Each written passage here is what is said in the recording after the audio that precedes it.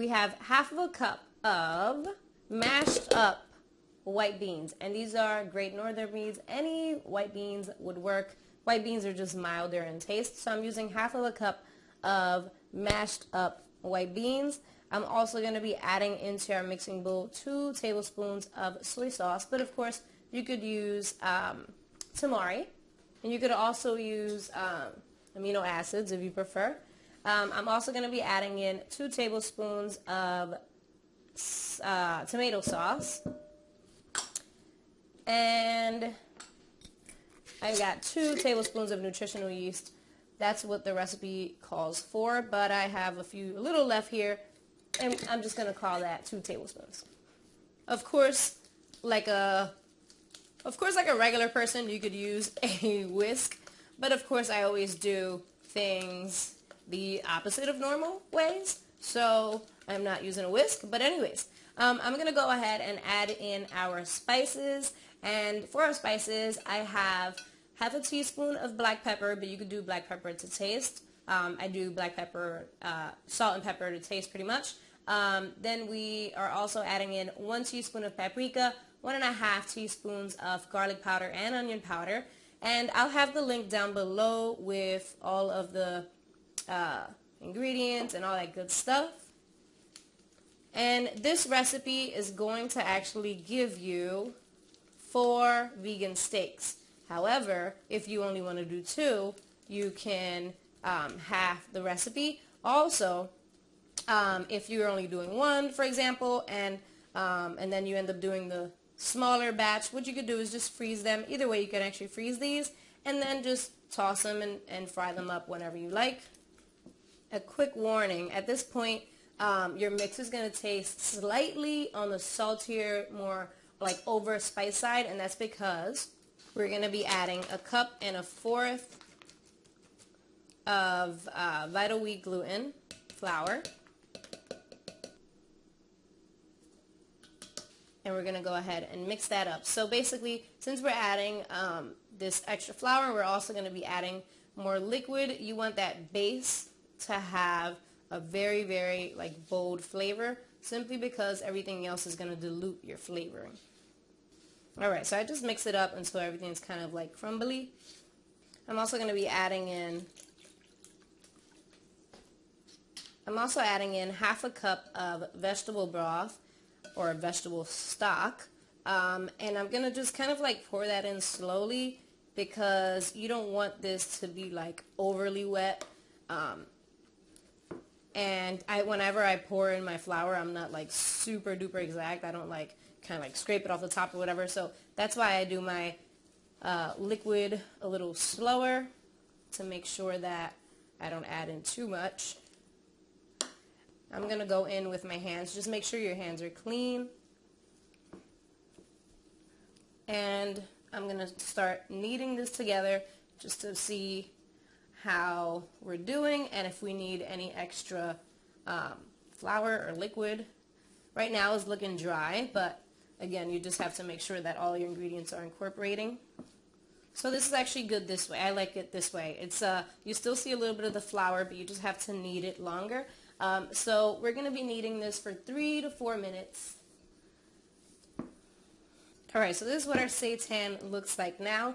You'll see little pieces of your bean, but that's perfectly fine. So next, what are we doing? We're going to go ahead, cut and roll this guy. We're going to cut it in half. Alright. We're cutting our portions at this point, and then we're going to go ahead and cut it in half yet again. And then one more time. So we're going to cut this into 4 pieces, and I'm going to go ahead and start rolling this guy out. What? Yep. We're going to go ahead and roll this guy out. I'm going to just roll.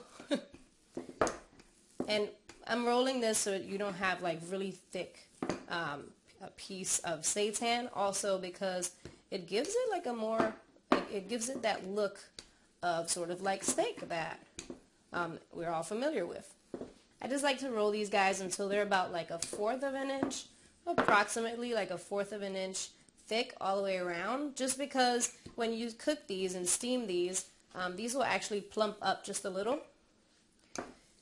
If you boil them, they'll plump up a lot more, but if you steam them, they'll stay fairly close to the size that you cook them. Not to mention the texture.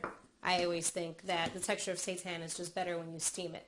I'm going to go ahead and do the same thing to this one, and you're just going to continue to do that to all of these until you're done. And yeah, so if you want to do 2, you can go ahead and steam these. If you want to do just 1, you can roll all of them out and freeze the rest of these. Or another thing that I like to do is I actually like to cut my extras into little pieces. So I cut them into bite-sized pieces, and then I just toss them in. This is already a bag that I had frozen.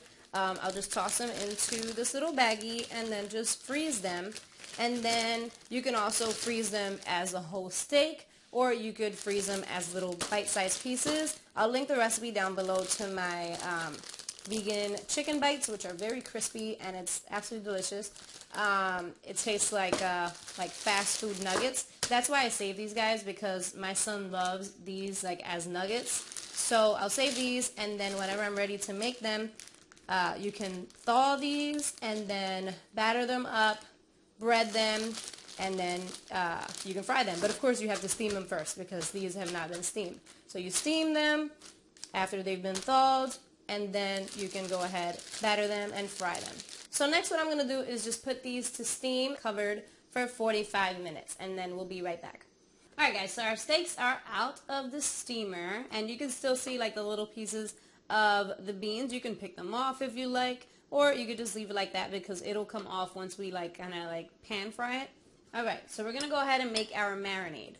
We're going to start off our marinade with 3 tablespoons of soy sauce.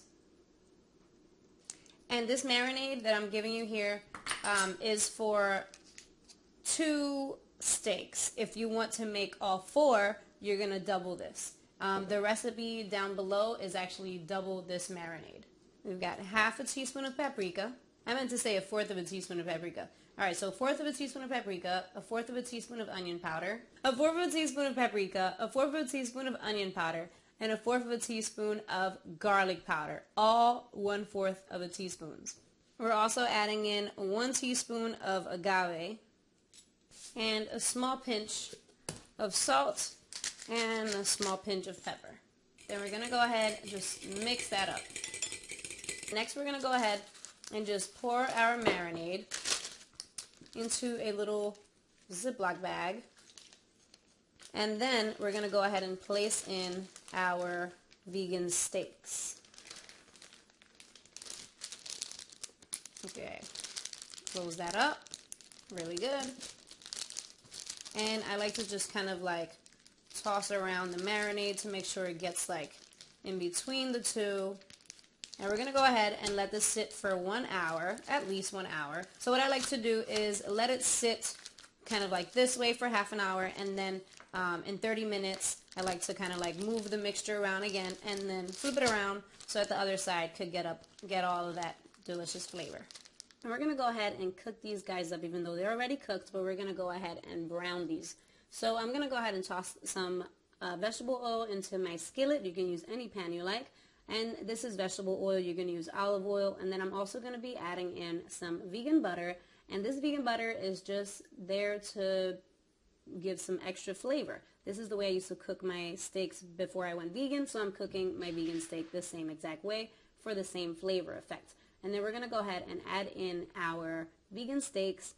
And next to the steaks, I'm just going to go ahead and add a couple, like 6 pieces of garlic cloves, and I've gone ahead and smashed them with the peel still on. And I'm also adding in a couple sprigs of thyme for fragrance and for flavor. And I'm just tilting the pan over to the side and drizzling some of that oil with all that flavor right over the steaks to give it added juiciness and flavor.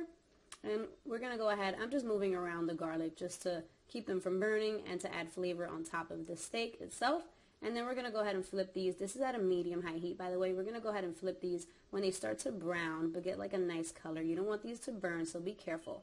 And then I'm going to go ahead and just cook up some asparagus in the oil that I just made the steak in, and we're going to go ahead and plate this. So I plated this with some roasted potatoes, and I have some vegan butter over top and some thyme, and there we have it. There's our pretty little meal. Alright guys, so it's time for the taste test cam, and I'm here with Jaden because I made the steaks and I don't have any more left because as soon as they were done, him and Mia sort of like piranha on the steak, and now it's gone. So tell them what you think about the steak, even though you're not eating it right now. I loved it, okay? We had some yesterday too. Yes, I loved it. It was maybe like, I ate a whole plate of it and then I ate a little extra.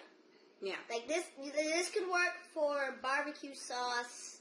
Oh yeah, you had it with barbecue sauce. A lot of different condiments it would work with. And ketchup yesterday. Yeah. So that's it, you guys. Thank you guys so much for watching. Don't forget to give this video a big old thumbs up if you liked it. Also, don't forget to tag me on Instagram if you make this recipe or any of my other recipes.